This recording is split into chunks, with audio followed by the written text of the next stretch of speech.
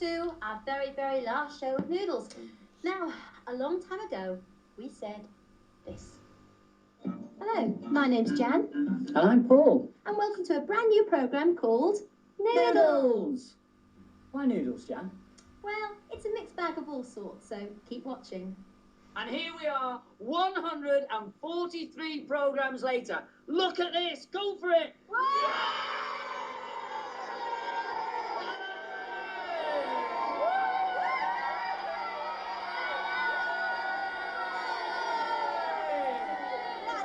Children there are. We've got at least 50 children here from schools all over Hong Kong. And we have a quick poem written from a man down there called James Rudkin. Listen to this, special for the last programme.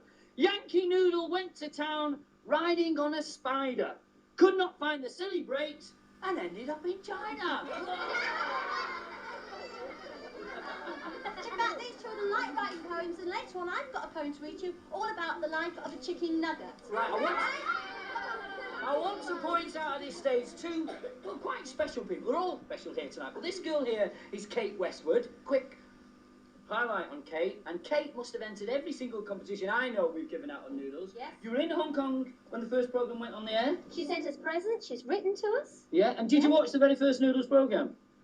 Gosh. And over here is Christopher. There's Christopher. Christopher, 9 today? 8. 8 today. See, he looks a big lad. So I think he deserves... Happy birthday to you. Happy birthday to you. Happy birthday, dear Chris. Happy birthday to you. Right, now Paul and I sat for ages and we tried to work out where shall we go on our last programme. And we tried to come up with lots of new ideas, but it's hard when you've done 143 programmes. So finally we thought, right, we'll come up with a place that you all like. One of your favourite places, all right? And we thought, well, it's got to have something with a bit of meat to it. It's got to have something with that special bite, something you can get your teeth in. A butcher's? No. I decided to visit the shark aquarium.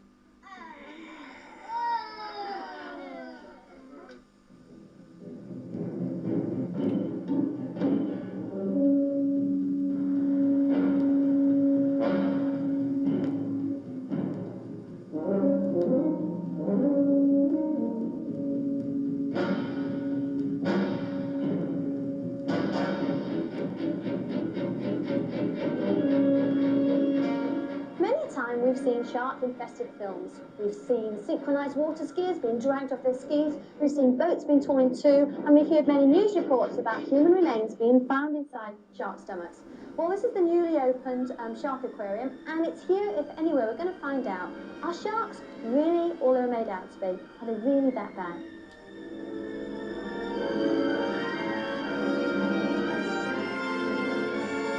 344 different types of sharks have been identified, and gruesome creatures they might be, but they do provide a very interesting study for the human population. Here you can see a set of sharks' teeth. Now, they're arranged in a series of rows, and the teeth are continually being replaced by the teeth on the inner rows.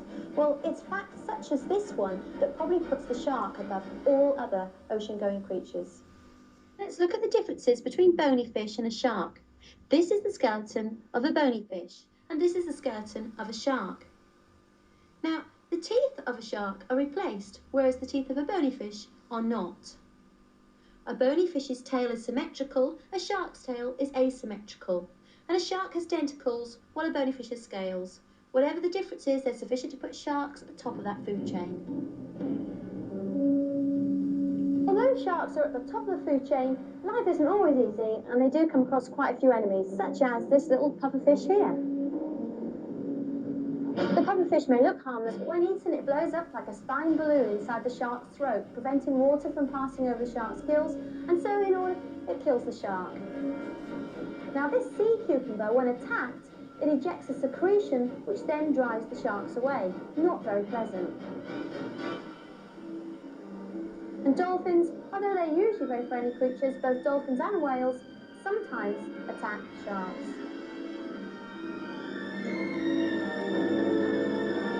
Well, despite their awesome some enemies, it has to be said that sharks do seem to cope very well. Now, one reason for this might be that they have such a good sense of smell. They're particularly sensitive to chemicals in fish, meat, and blood. And as soon as they smell it, they turn upstream and they're there at the source before you know it. Now, they're also very good at hearing. If anything is moving about, struggling on the surface, they hear the vibrations, they pick them up, and again, they're there very quickly. In fact, any sound in the area, they pick up very well. Out of the 344 known species of shark, only 27 are known to have attacked people or boats, the most dangerous being the great white shark. So, man has had to take precautions, some more successful than others. This is a black and white protective suit. It's a suit patterned with black and white stripes to resemble the markings of sea snakes, which were thought to be safe from attack by sharks. On the effect, it appeared to make sharks less cautious, but actually didn't stop them. They've also tried meshing. The basic principle is here that rows of nets are placed beyond the beach swimming area. Sharks swimming across the net become entangled in the netting and die. This seems to work and has indeed reduced the number of shark attacks at the beaches. And this is a shark screen. It's a large plastic bag with inflatable collars at the top into which somebody can climb, scooping water into the bag to extend it fully. That's if you want to climb into a shark-infested sea. Anyway, this has turned out to be a very effective device. Spears, harpoons have been used for many years, and the principle is that they wound the shark by penetrating its vital areas. Well, these are really only effective if the spear is used with sufficient force to penetrate the shark's tough skin. Sharks have long been regarded as one of the terrors of the deep. The mere sight of a dorsal fin is enough to send those swimmers scattering back to the shore as fast as they can. Well, it might not surprise you to know that, in fact, the main enemy to shark is man. Scientists are now trying to tell us that sharks are becoming an endangered species, and they're trying to say that we should look after these sharks despite them being such a ferocious animal. They're trying to tell us that perhaps there aren't quite so many fish in the sea after all. Well, who's been to the shark aquarium? Hands up? Yes, right, it was good, but I've got to admit I was a little bit scared at times. And what music do you think of when I say sharks? Yeah, exactly, and that's what I was thinking of all the way through. Now, of course, it is the last Noodles programme. Oh, I'm very sad, and I've decided to read you a very sad poem written by Jenny Marsh. Jenny, would you like to sort of raise yourself up off the floor? Miracle, there you are, there's Jenny here, and she's written a poem, a food poem called Poor Chicken Nugget. Once there was a chicken nugget that was very bossy. None of the other chicken nuggets liked him, then he got cooked, and that was the end of the chicken nugget. Aww. Now, thanks, Jenny. Now, behind me, I've got a big crowd here, and they're all from second school, so can I hear you? Can I? Well, it's sort of not quite a big crowd, though. Well, as Jan mentioned, we've got around 50 children in the studio. We've never, ever had this many. It's a world record on the last programme. And we've got about 5-6 schools represented. Stanley Fort, Secon, Gun Club, Boundary, Bradbury, Kellett, Kennedy. Peak? Anyone from the Peak? No one from the Peak has come onto the last programme. That's a blow. Well, we have got some others. Must have missed some schools. Yeah? Charlton Junior? Boarding school? Where? Panda? Oh, we got one from Panda School, and this school here, which the name is Meggie, is it? Maggie's come all the way from England, from boarding school, to come on our last programme. Round of applause, I think.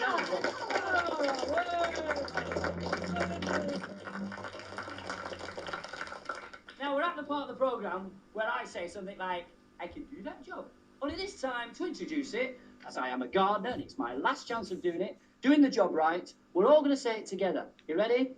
I can do that job. Hold on a minute, you've got to get the accent right. I can do. Let's practice that. I can do that job. Right, we'll go for it. I can do that job. If I was smart, I'd say I'm going to be a horticulturalist. But let's just say I'm going to be a gardener. I haven't got green wellies, but I've got green fingers. And inside here are brilliant orchids, fascinating cacti, and multicoloured tropical plants. Step inside my greenhouse, all will be revealed, because I can do this job.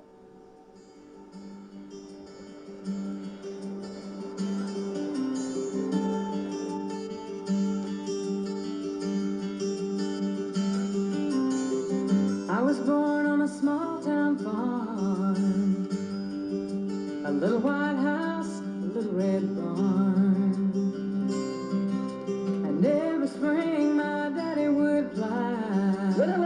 house this morning. It was cold, it was damp, it was blustery, so I put on a jacket and a big thick woolly jumper. Well, of course, you do not need these sort of things in a greenhouse because it's so hot. Anyway, I've got rid of the jacket, still kept the jumper on, and what I'm going to do now is identify the many species and varieties of plants and flowers in this high-tech environment.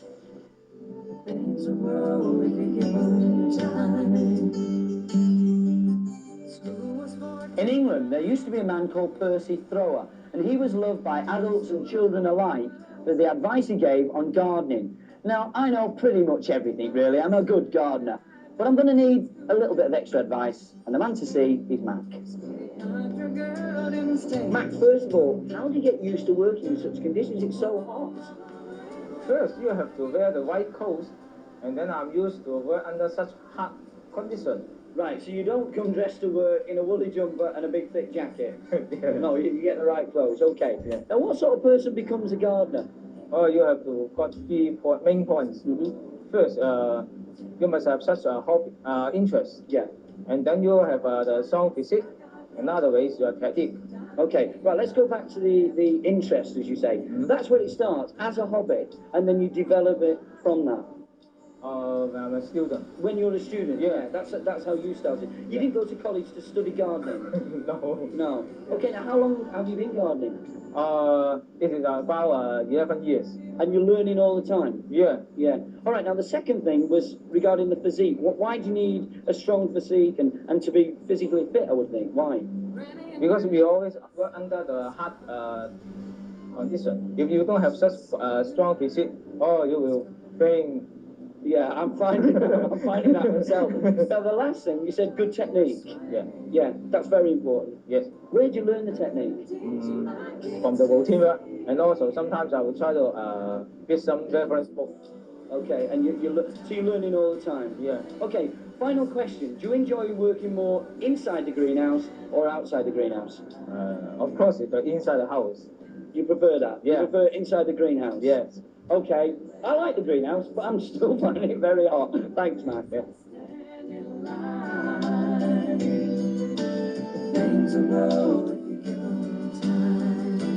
Of course, there's more to gardening than just being inside my little greenhouse over there. There's outside work to be done as well, and I'm going to start with a wee bit of weeding. I was born on a small town farm, a little white house, a little red barn, and every spring my daddy would fly. I've just finished a little bit of planting, and what I did was I dug a hole, I put fertiliser at the bottom, and then I carefully placed the plant down, and then I built up soil around it and just touched around the sides, and there's one plant which is ready for a good grow, I feel. Now, for your information, this plant has been imported from Japan, and an English translation of the name would be yellow leaf plant. Also, for your information, some people might call this a spade, a small spade, and I like calling a spade, but it is in fact a trowel.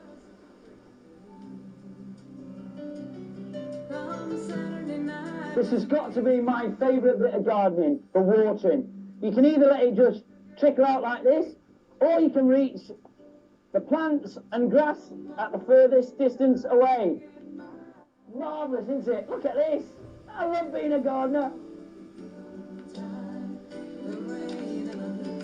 Now, one of the hardest things of outside gardening is trimming the hedges. Mac's given me good advice. He said, keep the shape and don't cut too hard. Doing a good job. I end the morning as I started it, amongst my friends, the plants, the flowers, and one or two little weeds.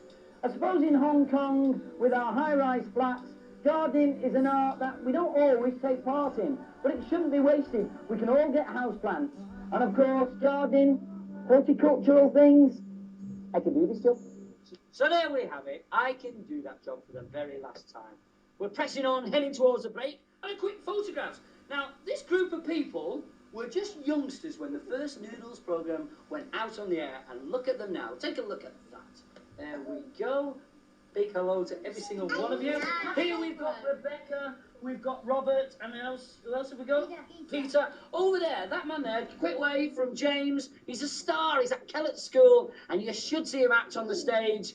They're brilliant, this lot, brilliant. And this is Nicholas, and Nicholas is on his way to England, aren't you, Nicholas? So a big wave to Nicholas, please, everybody. Right, in this bag here, I have very precious things, because they are, of course, noodles batches. Now, not everybody has a noodles batch, right? If you want one, who wants one? Yeah, right. If you want one, well, you can have one. I'll give a noodles badge to the best person who gives the best wave and the best smile before the break comes up. Off you go. And a cheer.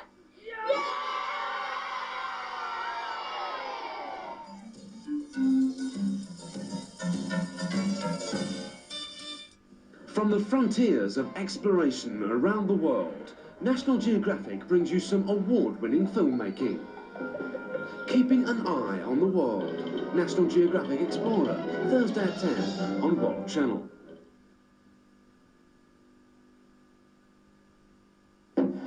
Please be careful. Okay. Okay. Hey, what the? Oh, don't let me. It's written in here. We are not responsible. Yeah. Don't fool me with exemption clauses. If you don't take responsibility, see you at the Consumer Council. Art World presents Kiri Takanawa and Jose Carreras as Leonard Bernstein conducts West Side Story, Part 1, plus an exclusive interview with Jose Carreras. Art World presents Tuesday at 9 on World Channel.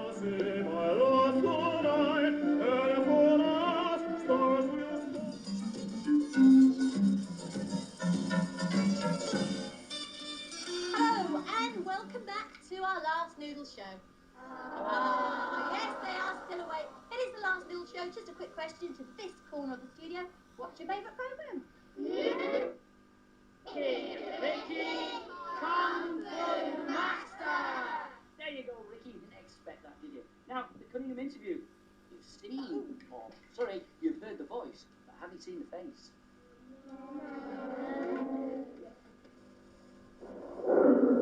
It's a Cunningham interview. It's the very last week. We've got someone special. Listen to this. It's time to enter the haunted mansion. Did you recognise the voice? Should do, because it is none other than... Sarah Griffiths from BFBS on the Saturday morning show 7 till 10. Now, we're going to hear more about the DJ in a moment, but she's a good girl. She's brought along 3 photographs. The first one. What are you pushing around your face there? Well, it's ice cream, I'm afraid, and I've got it all over my mouth as usual. You like calories, dear? My favourite food. Do you eat on the air? Sometimes a little snacklet, yes. I'm not supposed to, but, you know. No one ever knows, do they? Nobody knows. No one can see what I'm doing. Right now, the second one, you're eating again. High tea? Yes, high tea with my sister when I was about 3, I think, in our backyard. How refined. And the last one, how old were you there? Well, this was 3rd year at school, and I don't think I've changed much, do you? No. Well, I don't know. What about the haircut? Hairstyle? The hair hasn't changed much either. Right, now, being a DJ, I know you have a very popular game, the Haunted Mansion. Tell us about it. Well, I'm inundated with phone calls from children trying to have a go. It's like Cluedo and Dungeons and Dragons. You go from room to room in the Haunted Mansion looking for treasure and trying to fight monsters on the way. Right, now say you win, what do you get? Well, you get BFBS collection of T-shirts, mugs, pens, books, highlighters, the works. Do many people win? Well, we have 1 winner a week, and we have a few spot prizes as well. Oh, okay. Now, being a DJ, you enjoy it, evidently. It's great fun. You love it. How long have you been doing it? Just over a year now. Okay. Do you ever make any mistakes? Yes, I do. But my programme's live anyway, so the mistakes go out. So most people have heard them by now. Okay. What about the jingles? Do you make those up? Yes, sometimes I have my own jingles, or the BFBS jingles, or I get willing volunteers to come in and do a few for me. Okay. Now, you're constantly changing the show. I believe changes are on the way, yeah? That's right. I'm looking for willing volunteers who'd like to have a go at being a DJ to come and join me on a Saturday morning. Right. Keep listening to Sarah. Sarah, thanks a lot. That's the very last Cunningham interview. So now, you've heard the voice and you've seen the face. So let's have a big hello to Sarah. And Sarah's going to come back onto Noodles right for the very, very last bit of Noodles. Next to me, talking about Noodles, is Kate, who watched the very first programme of Noodles. Did you enjoy it? Yes. Yes, she enjoyed it. She loved it. Was it the best program you ever saw? Yes. Yes, it was the best program you ever saw. Who thinks she's telling the truth? Yes. Yeah! Because it is our last Noodles program. And next to me, I've got somebody who also has been on Noodles before. Mark, you've been on, haven't you? Yes. Was there a bit of a football flavour to that programme, as you remember? Yeah? Yes. Did you enjoy the programme? Yes. Do a lot of you lot play football? Yes. Yeah. Okay, I have to admit, football is a popular game. Now I'm feeling really small down here. I hope the camera's managing to pick me up. In fact, I'm feeling just like a butterfly. Absolutely fascinating.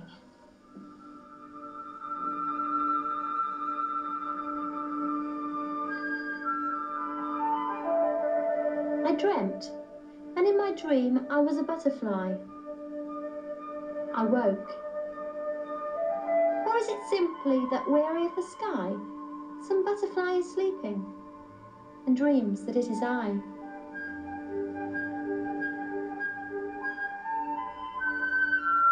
Well, it seems that lots of poems and songs are full of people wanting to be butterflies, but you know, I really don't know why, because life as a butterfly isn't always that easy.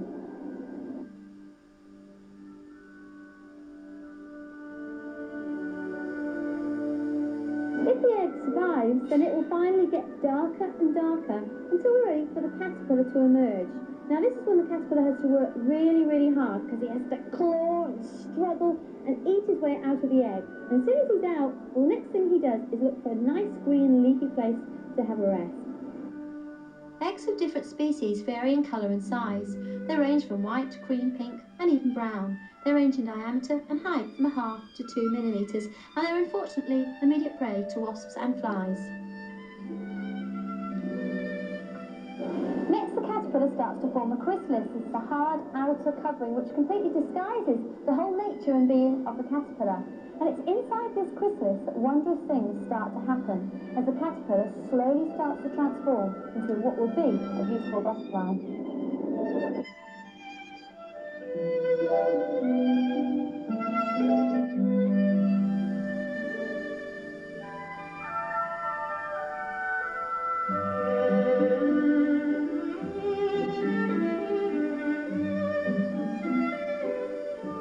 So life for a butterfly isn't, after all that easy. And it's often asked, how long does the butterfly live? Well, that's a really difficult question to answer, because the butterfly is a very fragile creature and has loads of enemies and has a very hazardous life, in fact. Well, a rough estimate, it's worked out that on average we think a butterfly lives for 1 week. I mean, some live for longer, some for less, but on average just 1 week. I don't know, I wouldn't want to be a butterfly.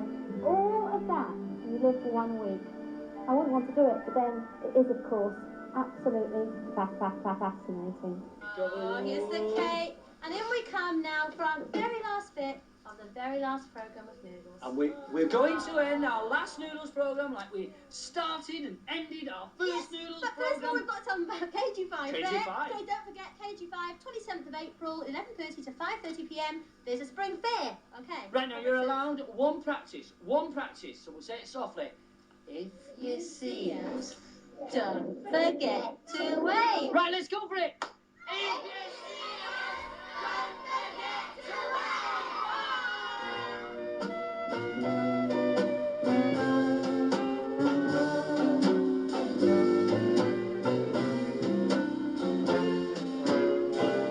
wave. Pardon the smile on my face, my friend. Dreaming of reaching my journey's end. I'm heading straight for my heart's desire. Gee, it's good to know I'm near the home fire. All of the folks that I love are there. I got a date with my favorite chair. With every step, every hope grows higher. Didn't know how much I missed the home fire. Oh, the noises, the TV, the rusty old pipes. The cat always teasing my dog. The neighbors, the quarrels, the screaming of kids. For the first time in years, I'll sleep like a log. Heaven is waiting for me, my friend. 7 or 8 dreams around the bend. And if you ever in town, inquire. We'll be glad to have you share the home fire.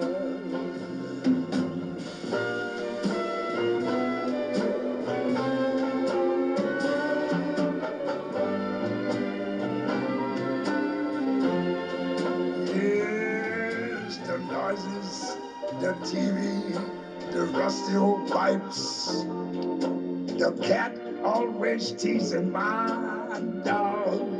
The neighbors, the quarrels, the scream of the kids.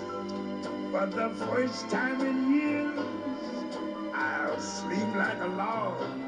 Heaven is waiting for me, my friend. 7 or 8 dreams around the bend. And if you ever in town, inquire. We'll be glad to have you share the home fire. We'll be glad to have you back, was able to set to have you share the home fire.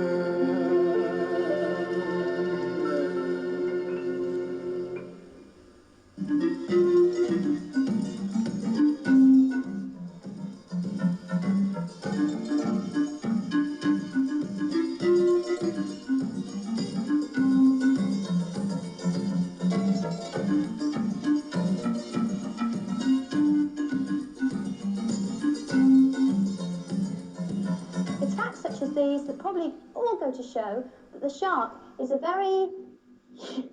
And I'm going to start by doing a little wee... Well,